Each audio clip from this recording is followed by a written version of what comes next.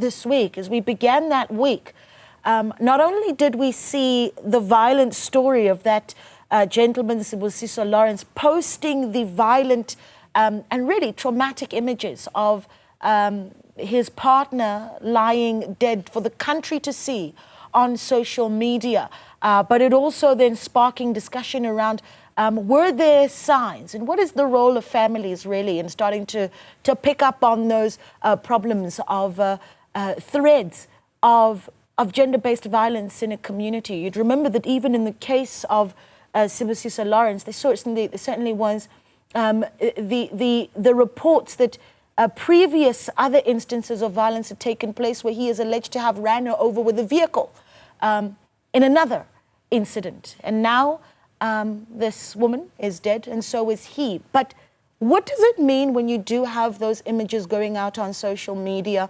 and the message that it sends to those that are able to see those visuals? And can it be linked to the case that we've seen now of the 24-year-old young man who has now killed his 22-year-old partner and their 3-year-old son? There's a lot to discuss there, certainly around the psychology of what goes on in some of these relationships and what happens when these levels of violence are seen in our communities. You did, of course, see the former police minister, Bheki Cele, during the week adding his voice to the issue, and in fact saying that in the case of the Cele family, that certainly there must have been signs that were seen by the family of the gentleman who killed his partner and then hung himself in a tree.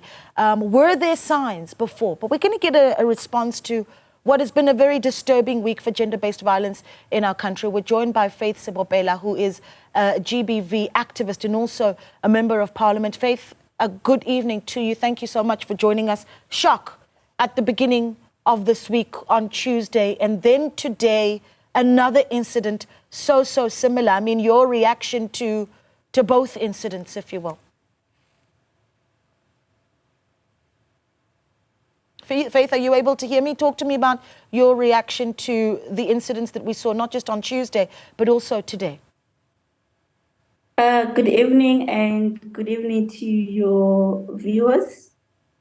Thank you for having us tonight. Yes, I am able to hear you. And what I take from the stories that have happened during the week is that we are I don't want to use the word ignorant, but I want to say that we are a nation that have normalized these brutal killings of our women, particularly young women. And then when such happens, we tend to react as if it's a very new story to see happening, whereas we live with such incidences that are happening under our eyes on a daily basis. And it's very, very disappointing and so sad to see that young women are dying on a daily basis because of such behavior that we're experiencing from the people that are supposed to be men, let alone the people that these young women and women in general are in some sort of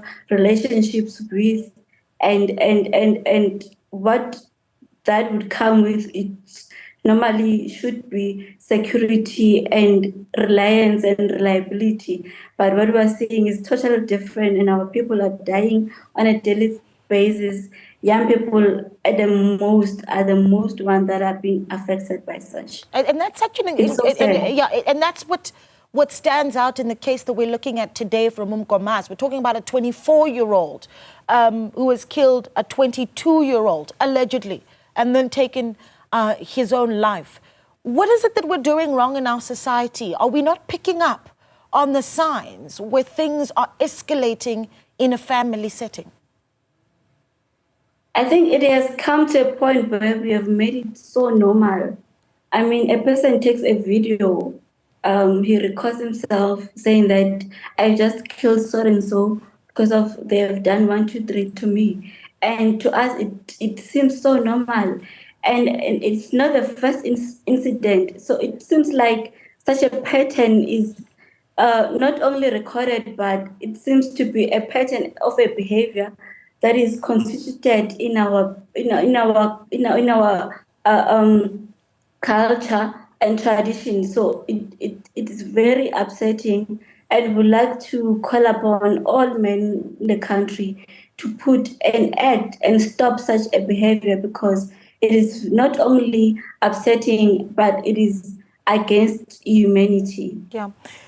Talk to me about the signs that we need to be watching out for, because all of us need to be vigilant in our families and in our communities. Yes. Firstly, such behaviors, they don't just begin over a night or in just one day of being interacting with such a human character, but they start at the beginning of whatever relation that we are trying to establish with this kind of human beings. I mean, you would find that the person is very controlling to you. The person wants to control your life. In a way that you are not able to live outside them. They set you in a way that you depend on them, you rely on them on almost everything that has to do with your life. And then when such things happen, we tend to react as if we are shocked to see such things happening. Yeah. But we should mostly, the main biggest sign is that of being controlled by these kind of human beings that want to control us, that want to make it as if we can't think on our own.